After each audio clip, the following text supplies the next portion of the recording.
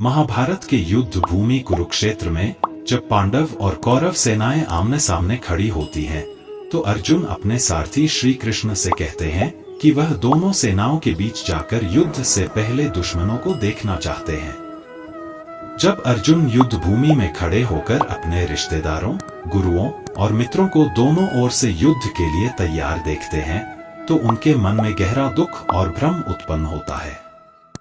वह सोचने लगते हैं कि इस युद्ध में अपने ही लोगों को मारने से उन्हें क्या प्राप्त होगा।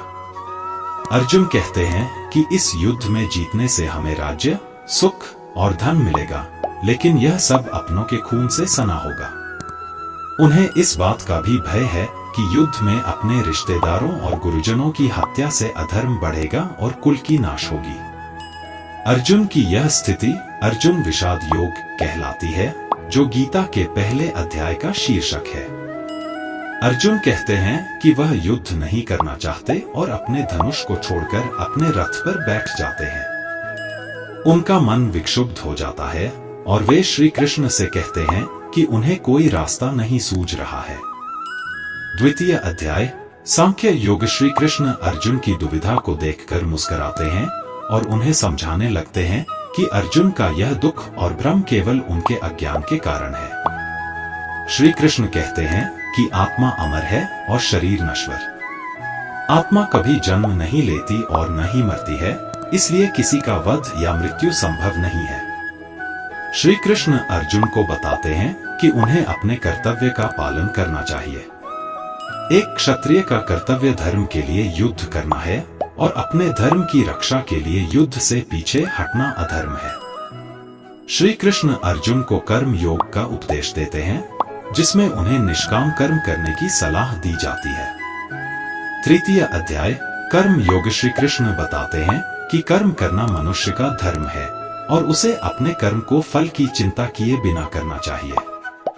श्री कृष्ण कहते हैं कि कर्म न करने से मोक्ष नहीं मिलता, बल्कि अपने कर्तव्यों को निस्वार्थ भाव से करना ही मोक्ष का मार्ग है। वे अर्जुन को याद दिलाते हैं कि वे युद्ध से भागकर अपने कर्तव्य से विमुख हो रहे हैं और यह उनका कर्तव्य है कि वे धर्म की रक्षा के लिए लड़े। चतुर्थ अध्याय ज्ञान योग। श्री कृष्ण आगे ज्ञान योग की व्याख्या करते हैं और कहते हैं कि उन्होंने इस ज्ञान को सूर्य भगवान को पहले प्रदान किया था और यह ज्ञान पीढ़ी दर पीढ़ी चला आ रहा है। अर्जुन इस पर आश्चर्यचकित होते हैं और श्री कृष्ण उन्हें बताते हैं कि वे स्वयं इस पृथ्वी पर धर्म की रक्षा के लिए अवतरित हुए हैं। श्री कृष्ण कहते हैं कि जब जब धर्म की हानि होती है और अधर्म का उदय होता है, तब तब वे धर्म की पुनर्स्थापना के लिए अवतार लेते हैं। वे अर्जुन को ज्ञान, कर्म और भक्ति के मर्म को समझाते हैं और कहते हैं कि हर मनुष्य को अपनी प्रकृति के अनुसार कर्म करना चाहिए। पंचम अध्याय कर्म संन्यास योग। अर्जुन फिर से संशय में पड़ जाते हैं और श्री कृष्ण से पूछते हैं कि क्या कर्म योग श्रेष्ठ है या संन्यास। श्री कृष्ण कहते हैं कि दोनों मार्गों से मोक्ष की प्राप्ति होती है, लेकिन कर्म योग अधिक व्यावहारिक है। श्री कृष्ण कहते हैं कि संन्यास केवल तभी सार्थक है जब मनुष्य अपने मन और इंद्रियों पर नियंत्रण रख सके। यह भाग श्रीमद् भगवद गीता के आरंभिक अध्यायों का सार प्रस्तुत करता है, जिसमें श्री कृष्ण द्वारा अर्जुन को धर्म, कर्म और ज्ञान के संबंध में दी गई शिक्षाओं का वर्णन है। अर्जुन की दुविधा और उनके समाधान की ओर श्री कृष्ण का मार्गदर्शन गीता के मूल भाव को प्रकट करता है। गीता का संदेश आज भी प्रासंगिक है, जो हमें हमारे जीवन के कर्तव्यों और नैतिक दायित्वों की ओर प्रेरित करता है। यह हमें सिखाता है कि कैसे हम अपने जीवन में संतुलन बनाकर कर्म और धर्म का पालन कर सकते हैं। यहाँ तक के सारांश में गीता के पहले कुछ अध्यायों के मुख्य विचारों को संक्षेप में प्रस्तुत किया गया है।